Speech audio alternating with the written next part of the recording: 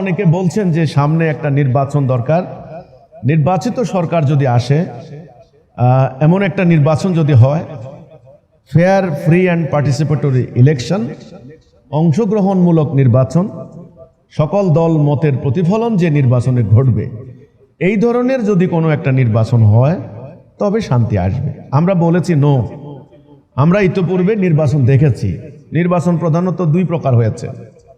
এক প্রকারের নির্বাচনকে বলা হচ্ছে কারচুপির নির্বাচন, আগের রাতে ভোট হয়ে গিয়েছে এমন নির্বাচন হয়নি, জনগণের আশা আকাঙ্ক্ষার প্রতিফলন ঘটেনি, এটা পরিত্যাজ্য। কিন্তু আরেক ধরনের নির্বাচন হয়েছে, সেটা আমরা দেখেছি। ওই একটা নির্বাচনে বিএনপিও ক্ষমতায় গিয়েছেন, আবার আরেকটা নির্বাচন হয়েছে আওয়ামী লীগও ক্ষমতায় গিয়েছেন।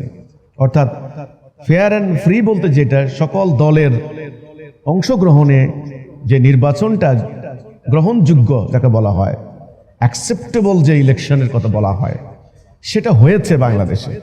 তো শান্তি তো হয়নি। শান্তি হয়নি কারণ নতুন নতুন দুর্নীতি সৃষ্টি হয়েছে, অর্থ পাচার হয়েছে, রাজনৈতিক দুর্বৃত্তায়ন হয়েছে, প্রশাসনিক কাঠামোগুলিকে দলীয়করণ করে ধ্বংস করে দেওয়া হয়েছে। শুধু তাই নয়, শহরের অসুস্থ রাজনৈতিক প্রক্রিয়া গ্রামে গ্রামে সঞ্চার করে দেওয়া হয়েছে। তো আমরা বলেছি যে না, নির্বাচন, এই চলমান দুর্নীতিগ্রস্ত নির্বাচন প্রক্রিয়ার মধ্য দিয়েও আসলে কাঙ্ক্ষিত শান্তি আসবে না। এই মব কিলিং বন্ধ করা যাবে না, দলে দলে হানাহানি বন্ধ হবে না। জাতীয় যে নিরাপত্তা সংকট সৃষ্টি হয়েছে, নিরাপত্তা কনসার্ন থেকে আমরা বের হইতে পারবো না, কারণ নির্বাচনেও হবে না, সংস্কারও হবে না।